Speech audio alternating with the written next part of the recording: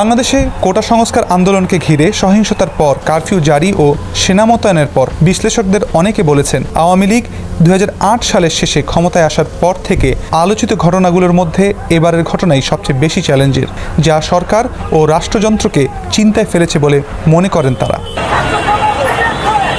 জুলাই মাসের শুরু থেকে ছাত্র বিক্ষোভ দানা বাঁধতে শুরু করলেও 16 জুলাই 6 জনের মৃত্যুর পর 18 ও 19 জুলাই ঢাকা সহ সারা দেশে ব্যাপক সহিংসতা, আইন শৃঙ্খলা বাহিনীর গুলিবর্ষণ, শতাধিক মৃত্যু, বিভিন্ন স্থাপনায় আগুন এবং ইন্টারনেট বন্ধের ঘটনা সারা বিশ্বে তোলপাড় তৈরি করে।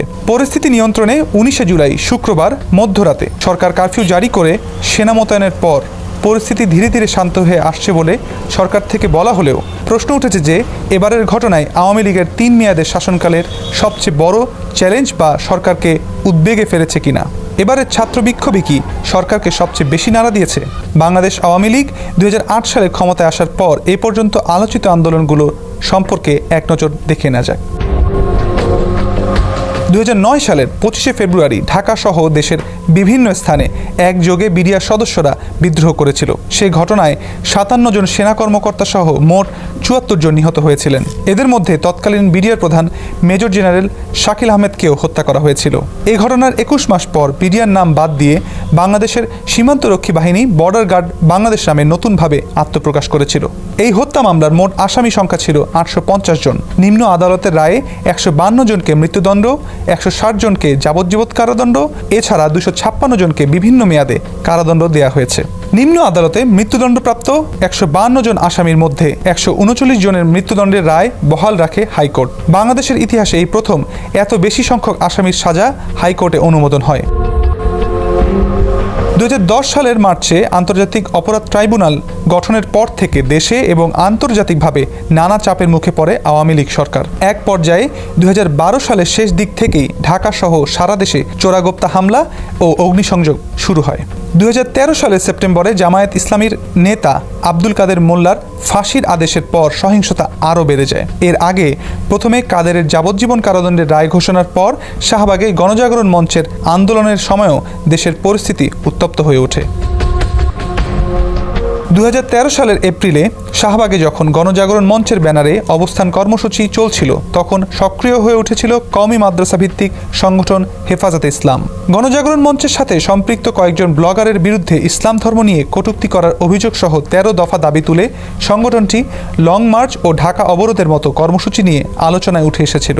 2013 সালের 5ই মে হেফাজত ইসলামের ঢাকা অবরোধ ও শাপলা চত্বরে অবস্থান নেয়ার ঘটনাকে কেন্দ্র করে ব্যাপক সহিংসতা হয়েছিল।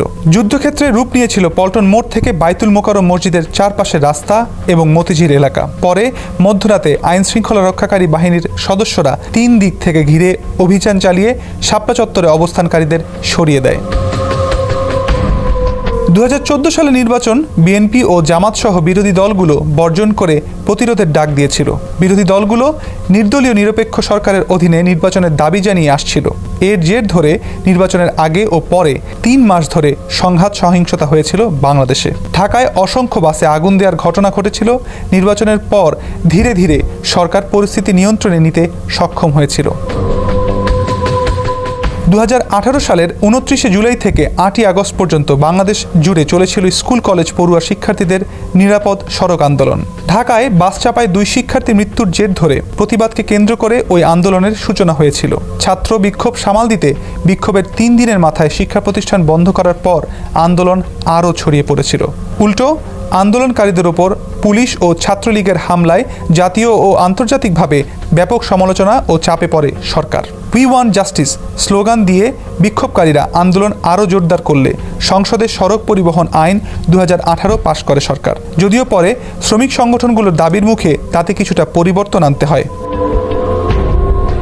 কোটা সংস্কারের দাবিতে 2018 সালের শুরু থেকেই আন্দোলন করছিল ঢাকা বিশ্ববিদ্যালয়ের একদল শিক্ষার্থী। তখন 5 দফা দাবিতে আন্দোলন হয়, যার মূল কথা ছিল কোটায় নিয়োগ 56% থেকে কমিয়ে 10% আনা।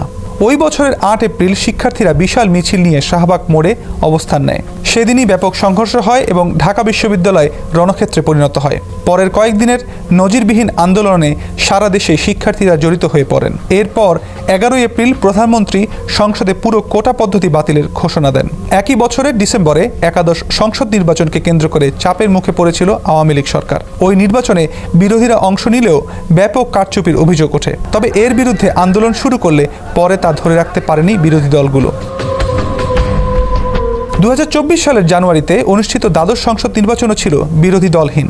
এই নির্বাচনের অনেক আগে থেকেই যুক্তরাষ্ট্রসহ পশ্চিমা দেশগুলো অংশগ্রহণমূলক নির্বাচনের জন্য সরকারের উপর প্রচণ্ড চাপ তৈরি করেছিল। তার আগে 2021 সালের ডিসেম্বরে র্যাবের ওপর যুক্তরাষ্ট্রের নিষেধাজ্ঞা সরকারকে ব্যাপক চাপে ফেলেছিল। নির্বাচনকে কেন্দ্র করে বিরোধী দলগুলো ব্যাপক আন্দোলনের চেষ্টা করে, কিন্তু নির্বাচনের আগেই বিরোধী দলের গুরুত্বপূর্ণ সব নেতাদের আটক করা হয়। নির্বাচনের 6 মাস পর এসে বড় ধরনের চ্যালেঞ্জের মুখে পড়তে হলো সরকারকে, হাইকোর্টের একটি সিদ্ধান্তকে কেন্দ্র করে। বিশ্লেষকরা বলছেন, ঘটনার ভয়াবহতা ও রাষ্ট্রের প্রতিক্রিয়া থেকে এটা অনিমেয় যে এবারই প্রথম সরকারের মধ্যে উদ্বেগ তৈরির বহিঃপ্রকাশ ঘটেছে বলে মনে করেন তারা। যদিও আওয়ামী লীগের যুগ্ম সাধারণ সম্পাদক আ.ফ.ম. বাহাউদ্দিন নাসিম বলেছেন, সরকার উদ্বিগ্ন হয়েছেন দেশ আক্রান্ত হয়েছে বলে, তবে এখানে ভয় পাওয়ার বা চিন্তায় পড়ে যাওয়ার কোনো ব্যাপার নেই।